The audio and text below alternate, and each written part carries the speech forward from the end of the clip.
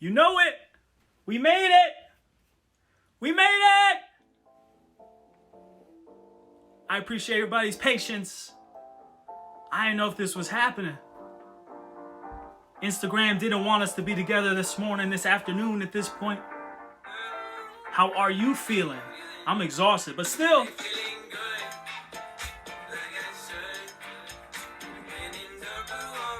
It's conference championship weekend. Two teams are going to the Super Bowl. By the time you go to sleep tonight, you will know who's going to the Super Bowl. That's a big deal. Episode 20? Man, it's moved fast. Welcome to the warm-up. This is Designated Report's weekly NFL pregame show. I am your host, Jay. This and every week of the NFL season, you can find me individually on Instagram at JDOT_JPG. Woo! And follow everything we're doing here at Designated Report. Follow this page if you're not doing so already. Also follow us on Twitter at DesignatedRPT. And man, you better subscribe on YouTube where you can see all sorts of video content, including episodes of The Warm-Up. Now, I think you're wondering, I love this song. I haven't heard this song in so long. You know what we're doing? We're taking it back to the year 2000. And let me share with you what we're doing. Today's playlist. Throwing it back all the way to the year 2000. Starting with Outkast, So Fresh, So Clean. We got some Beanie Siegel. We got some Trick Daddy, Shut Up. What? Frankie I See with the Cheese. Not today. Not today. Don't hurt my feelings today. After we get through that, I'm telling you, we got 25 tracks. R.I.P. Aaliyah. R.I.P. Big Pun. We got some Lil' Kim.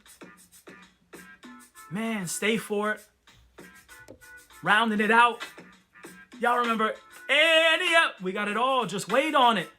And we'll be wrapping up this episode with your man High Tech and Quality, who'll make you rock your body.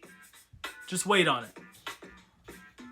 Just wait on it. I just want y'all to see what was going down. The warm-up. This is like your weekly calisthenics to loosen up before the day's football action, man. Everybody's still checking in. Ted Lazarus, what up, my man? Real perfect one. Perfect attendance. Man, everybody's coming through. Woo, big timers. Everybody get your roll on.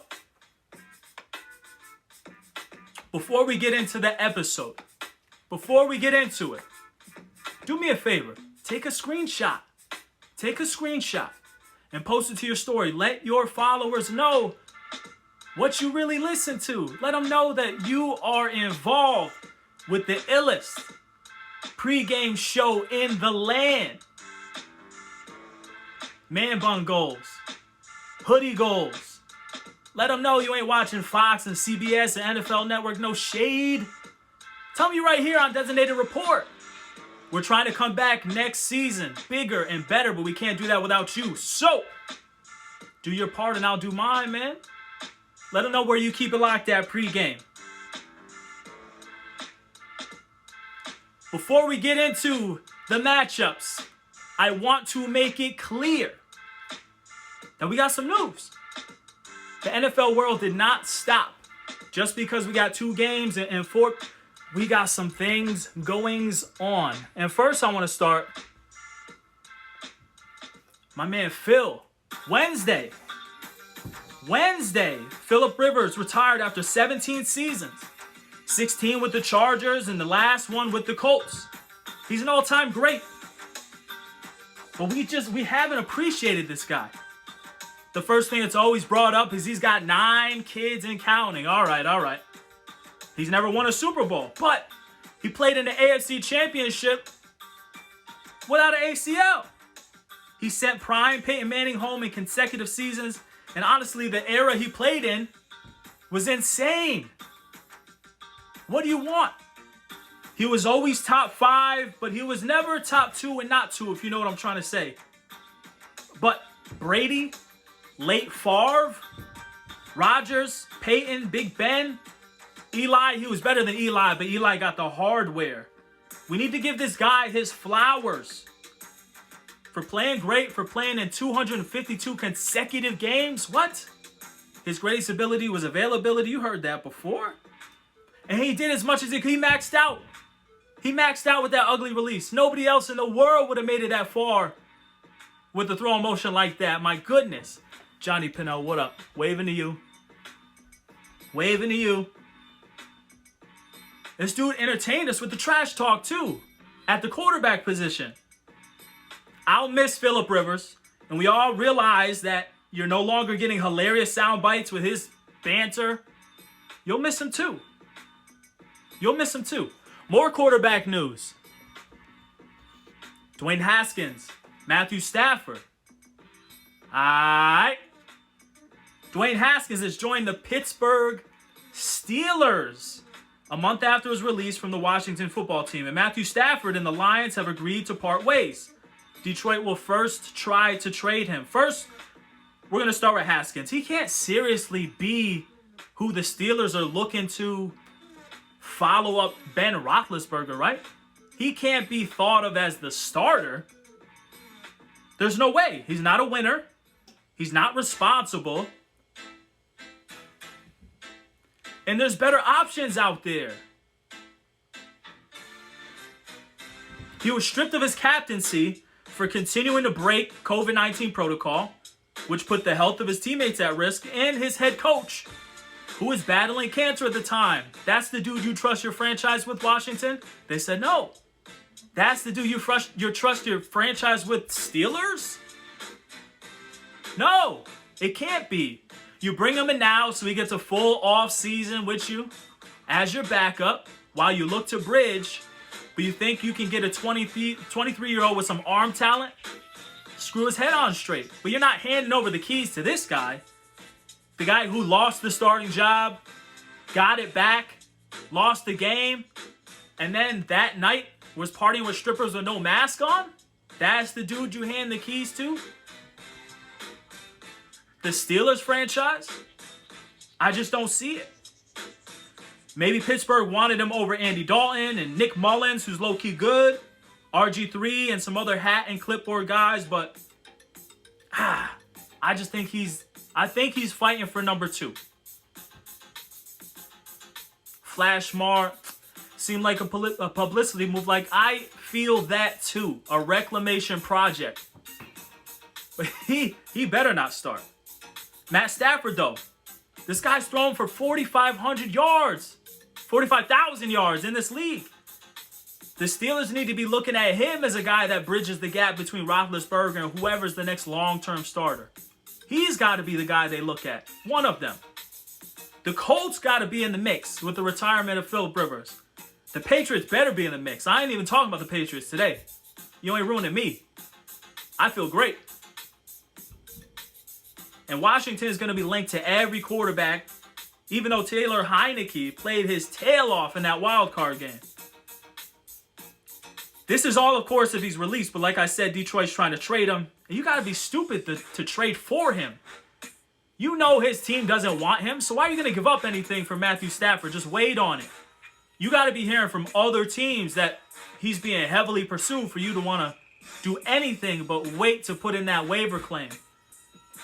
But man, the team I got, my early prediction, Matthew Stafford, Saints. Saints. Somebody said, shut up. Hear me out, though.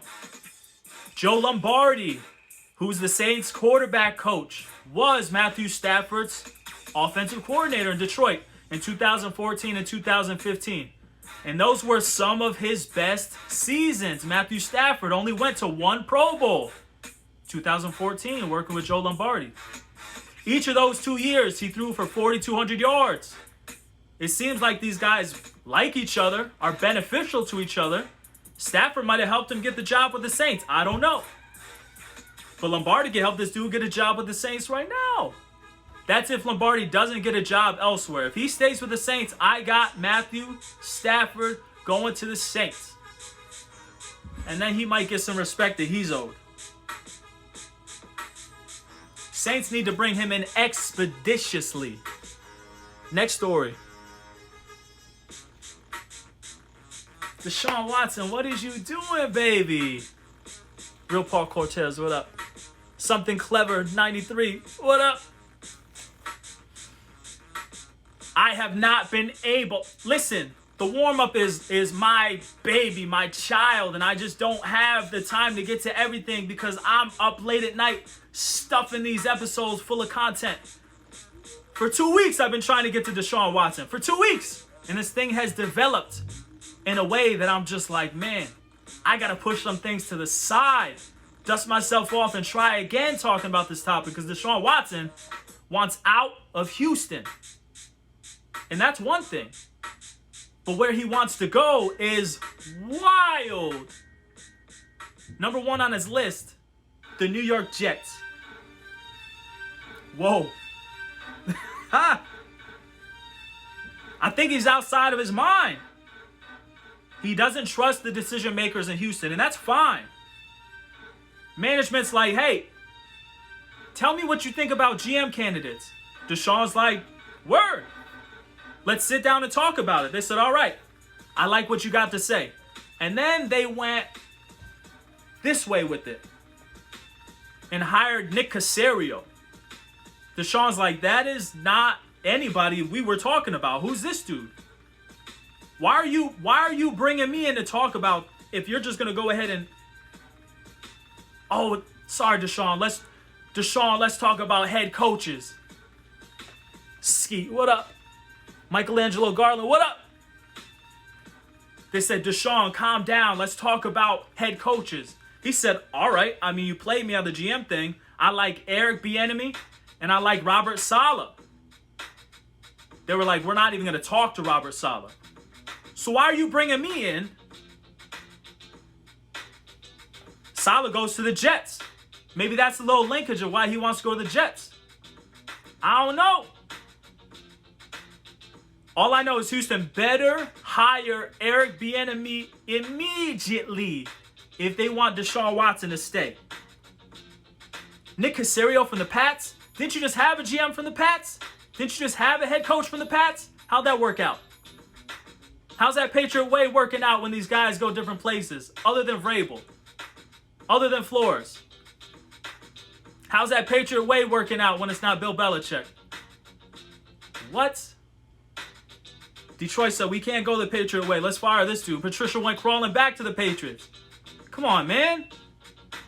If you're going to bring in Deshaun Watson to talk about what's happening, then make it happen for this guy. And I'm not talking about no LeBron level taking over the franchise, making all these decisions. But if you bring him in to talk about some things, you don't go in this direction. Jeez, Dry, what up? Listen, Watson's also upset that Houston's not really walking the walk when it comes to activity and social justice, and I'm cool with that. But I mean, is Miami or the Jets where you want to go if you're looking for that? Miami's on your radar when you're talking about social justice? Come on, man. Stephen Ross, have we forgotten? In 2015, all right, Ross founded the Ross Initiative and Sports Equality to fight social and racial inequality. That sounds nice. But he ain't do nothing about it. He just created this thing. And then a few years later, this dude hosts a fundraiser for Donald Trump that raised $12 million for his re-election campaign. One thing is not like the other. You got to choose a side. And you know what he said? Donald Trump represents a lot of good. We're not going deep into that topic. I'm just saying, if you're talking about social justice initiatives and you create something over here, you can't then turn your back on it and raise $12 million over here. Deshaun, bro, do your research. If that's really important to him, then he's not going to be happy, because a lot of the teams that need quarterbacks, open up the checkbook. Listen, Kenny Stills, who was a Dolphin, basically called Stephen Ross a racist. And Kenny Stills was on the front lines with Kaepernick. He's been taking heat. He lost his job. He met face-to-face with Stephen Ross. They agreed to disagree about Stephen Ross hosting this fundraiser and the way he walked the walk, or didn't. Coincidentally, Kenny Stills was traded right after that conversation. To where? Houston. Miami ain't it.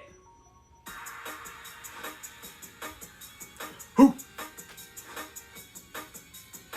Owners of New England, Jacksonville, Washington, and the Jets franchises, in addition to Houston's owner, have donated millions in support of Donald Trump's re-election. To be clear, Deshaun Watson would be moved in a trade, but I speak about his preferences because he does have leverage. He has a no-trade clause that he's only going to lift if a trade between a team in Houston that he likes goes down. Just hire Eric Bieniemy, man. Because Deshaun's doing all this talking. He's going to talk his way to the Jets. And then they're going to hire Bieniemy in Houston. Deshaun's stuck over here going 4-12 every year for somebody else. With no weapons with somebody else. I'm just saying, man. We got to get to the gridiron. But first, I need a water break. I got somebody else coming through to hold me down while I get my water break. Hold on. Let me press pause.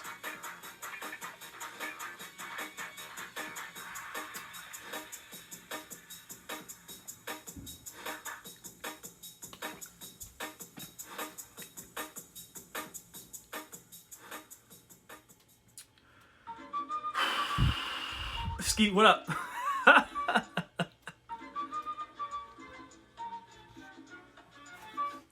That water break was sponsored by Democracy. We're going to start with the AFC, even though they play the night game, because it's my show and I do what I want. Last weekend's Browns at Kansas City Chiefs was dramatic.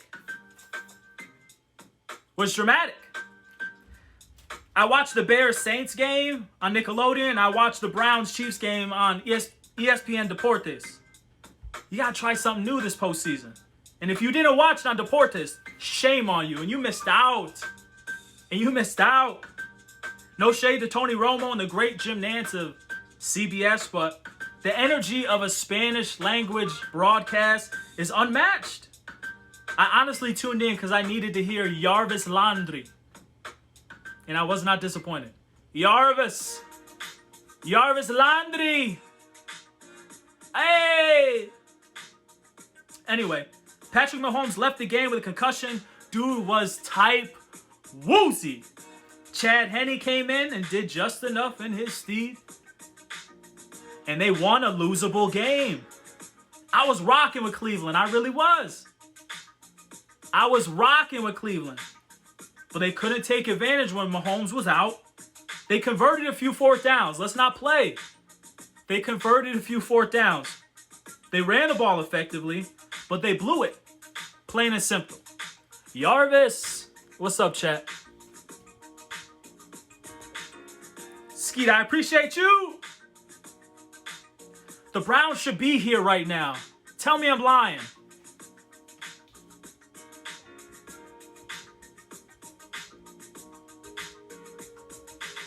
On the other side of things, Ravens blew it. It was a low-scoring affair with Buffalo giving the league good ideas about how to neutralize Lamar Jackson and the Ravens' offense. The Bills were not spectacular in offense themselves, but a franchise highlight in that pick six sends them to tonight's matchup with Kansas City with a trip to the Super Bowl on the line. Tonight's game, 6:40 p.m. on CBS, the AFC Championship. Who you got? Tell me in the chat who you got. I want to know why, too. Don't just say Chiefs. Don't just say Bills. What does Buffalo need to do to win this game?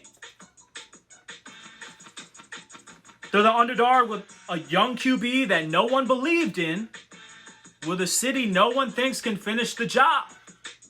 Yet here they are. This is a rematch from a Week 6 Kansas City win. The Chiefs ran for 245 Week 6. Rookie Clyde Edwards-Helaire ran for 161. Josh Allen didn't even have 200 total yards in that game. It's a different dude. It's a different dude. It's a different day. I like what the Bills got, but listen, you can't double Travis Kelce and Tyreek Hill at the same time. And once you get the running game going, Andy Reid can get creative in that playbook that has defenses scratching their heads like, what is this formation? And I look forward to that. But I hope each team shows up. Patrick Mahomes got some turf toe now too. I hope he's actually straight, because I want the Bills to beat him with Kansas City's best shot. And I want Josh Allen to show up, because I want the Chiefs to beat the Bills' best shot too. You want to feel like the teams earned their trip to Tampa for the Super Bowl. Michelangelo Garland, Mahomes got turf toe. Bills could take this. Same thing, real perfect one. He got the Bills because Mahomes is hurt. Let's see. And Flash Mar, he ain't lying, man. Diggs is balling out. 127 catches this year. He's catching at least 6 balls. At least. With the exception of last weekend, I'm confident Buffalo can hang in a shootout, and they will need to. In the end, I got Kansas City by 10. Think you guys might say the same if Mahomes was healthy. Let's see what Mahomes at 80%, 75%. Let's see what it is. Honey Badger time, though. Honey Badger time, though.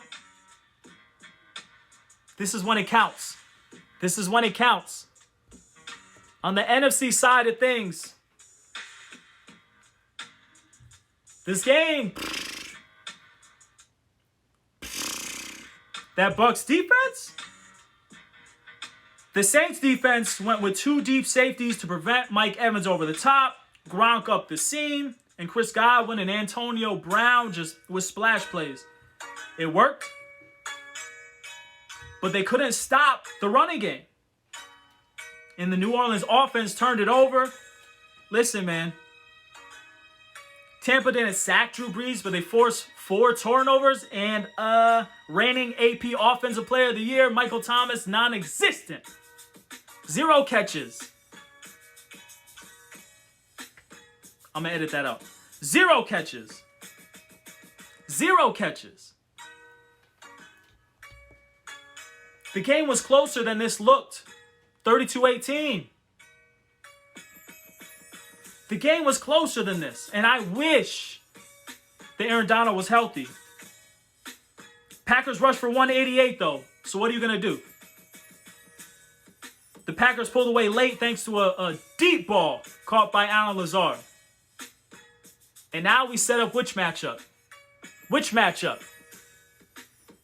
This one.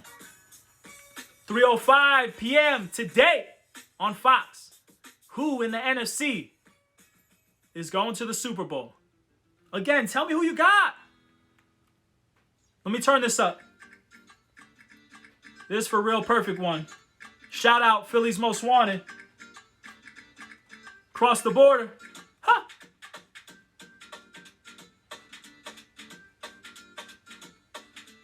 And now the Packers welcome the Tampa Bay Buccaneers to the frozen tundra of Lambeau Field. Hold on. Frozen tundra? Ain't nothing frozen. Ain't nothing frozen. That field was one of the first with the technology, with heated pipes about 6 to 12 inches underneath. Ain't nothing frozen up in Green Bay. You ask the linemen for Green Bay, they'll tell you. It's just like playing on a surface, just like summertime. Just like summertime. All right, it's going to be cold. Tom Brady became Tom Brady in cold weather games. The entire offensive line of the Bucks played college in cold weather states. I just don't think it's a factor. Unless the wind is whipping. And then you got a problem. But if we're just talking about the cold, dudes are out there running around. Heated bench, warm helmets, big parkas. The weather's not a thing, man. It's up here. Ain't no frozen tundra. But what I will say is a major factor will be the Tampa Bay Buccaneers' slow starts. They start slow. And even in this game, which is a rematch of an earlier game played this season, the Bucks fell down. 10-0. Packers start fast.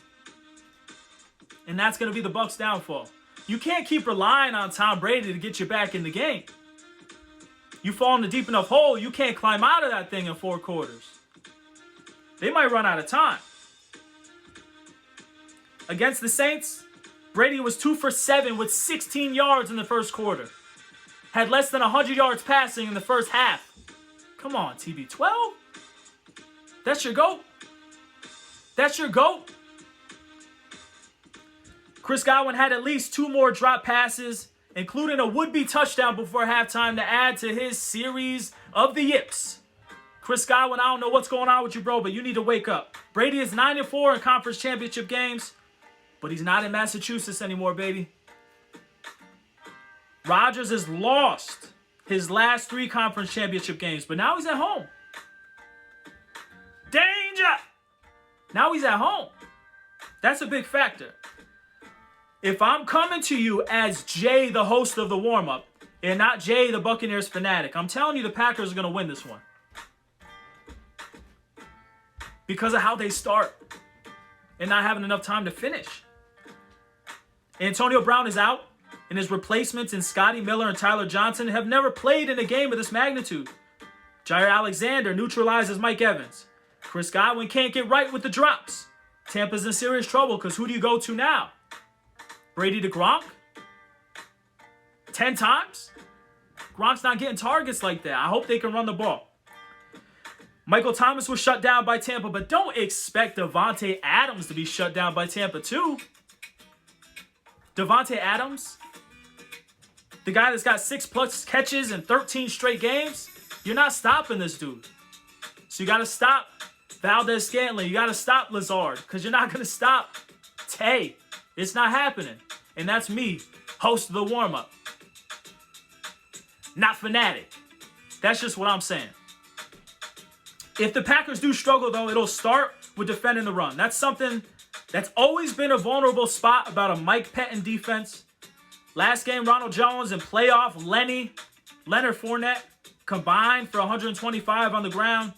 And if they get going, it opens up play action for Tom Brady, who has a 125.5 passer rating on play action. Let's go! If I'm a Packers fan, I'm also worried about the return of nose guard Vita Vea. If he's even 80% today, which I don't know. If he's even 80%, watch out. Watch out.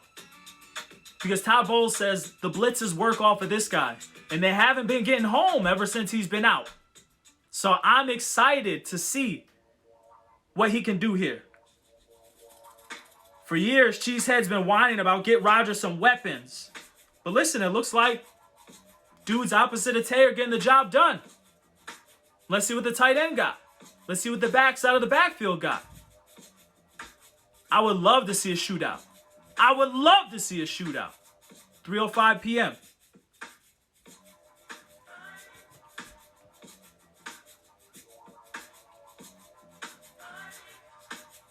Five-minute warning!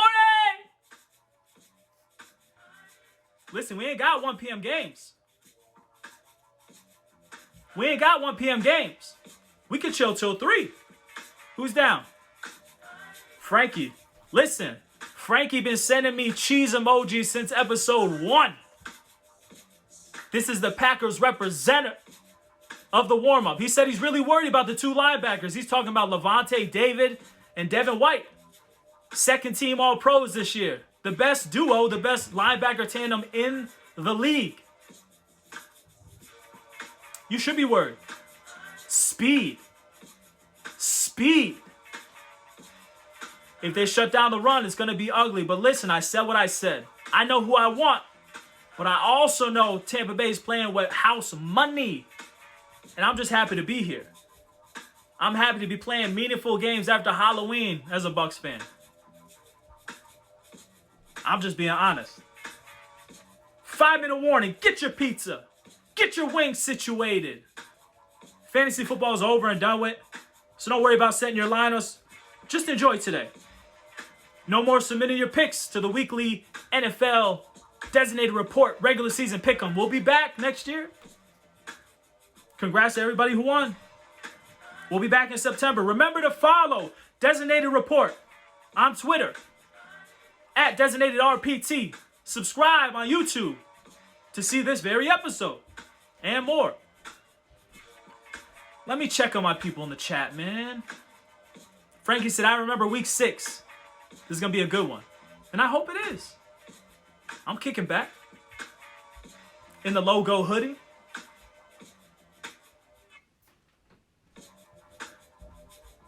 Listen, let me get sentimental. Season 1 of the warm-up is almost a wrap. I want to thank my regulars. I want to thank every new person that's come in these 20 episodes. Kick it with me. Got loose. Got warmed up before the kickoff of NFL Sundays. I appreciate everybody, man. I want you to go find your purpose and fulfill it tomorrow. Today, watch football. God bless. I want to ask one person who they got. My man Brett. Brett, who you got in this Bucs-Packers game? Oh. All right. I got him too.